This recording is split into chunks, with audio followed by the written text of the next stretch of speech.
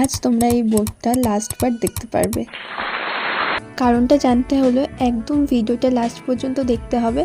তো আজকে আমাদের কাজ ছিল ফুলিয়েজ স্টাডি, সেটাই আমরা করছিলাম এবং স্যার এসে বললেন যে স্টেশন স্টাডিও করতে হবে।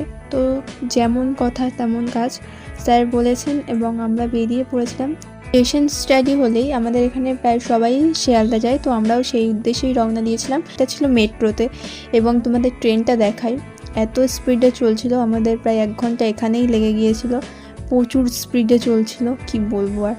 তারপর আমরা শিয়ালদা পৌঁছেই একটা ভালো জায়গা খুঁজতে শুরু করি এবং এখানে বসি, যাকে আঁকছিলাম সে উঠে পালালো।